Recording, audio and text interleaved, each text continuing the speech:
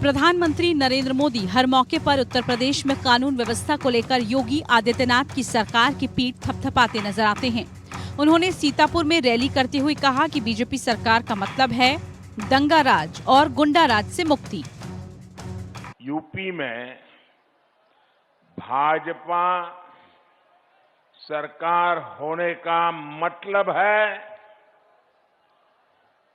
दंगा राज, माफिया राज, गुंडा राज, इन पर बराबर कंट्रोल। मुख्यमंत्री योगी आदित्यनाथ तो इससे भी एक कदम आगे बढ़ गए हैं।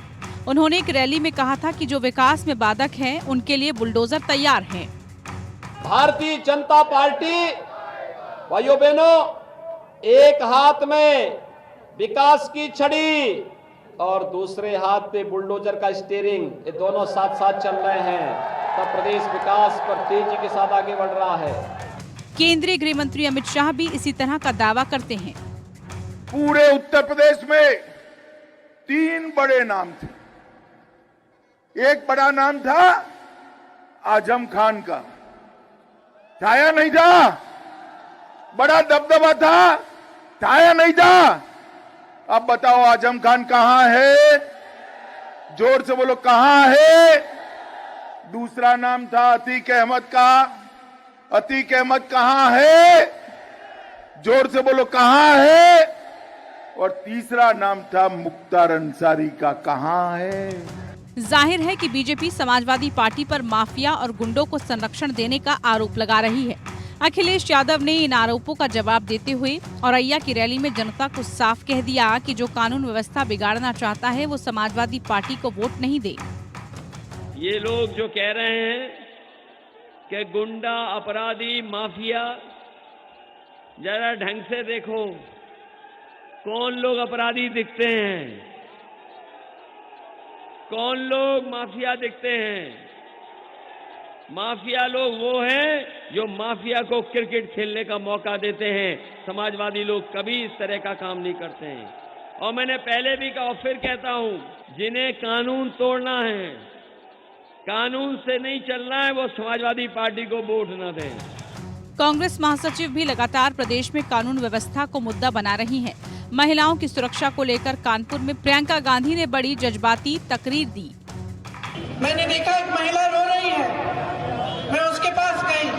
उन्होंने मुझे बोला कि 1.5 महीने पहले उनकी बेटी का बलात्कार हुआ है, उनकी बेटी को मार डाला है। मेरी आंखों में भी आंसू भरे, क्योंकि मेरी भी 19 साल की बेटी है।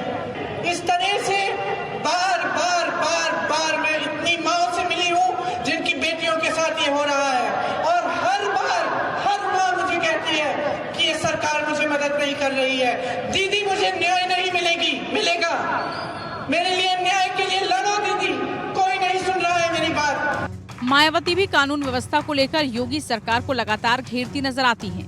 लेकिन दिलचस्प बात यह है कि बीजेपी सख्त कानून व्यवस्था की जब बात करती है तो उसके निशाने पर अल्पसंख्यक होते हैं, जबकि सरकारी संस्था एनसीआरबी यानी राष्ट्रीय अपराध अनुसंधान ब्यूरो के 2020 के आंकड़ों के मुताबिक सुरक्षा के लिहाज से यूपी देश के 36 राज्यों में 34वें स्थान पर है।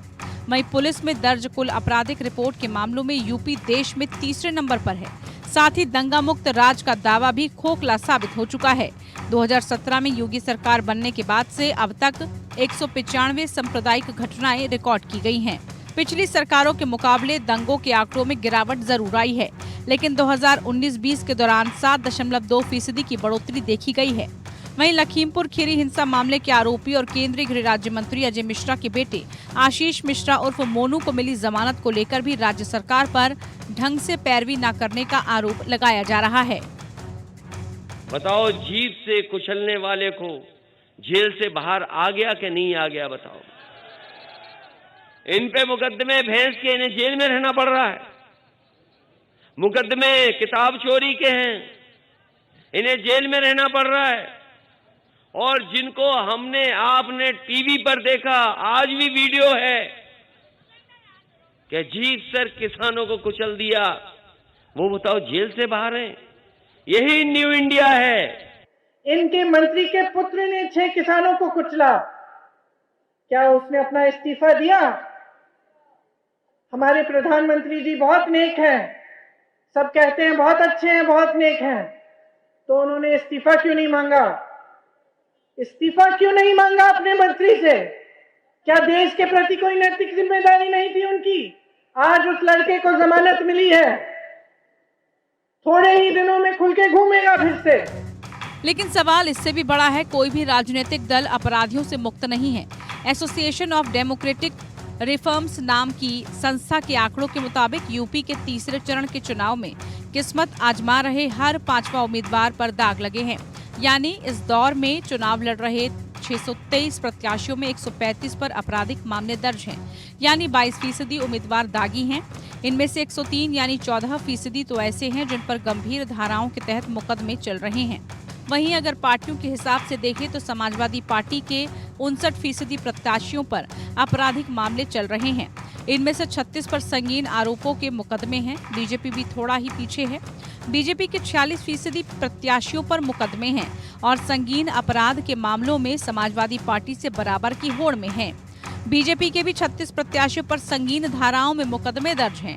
और तो और योगी सरकार पर 2017 के बाद करीब 20,000 मुकदमे वापस लेने के भी आरोप लग रहे हैं।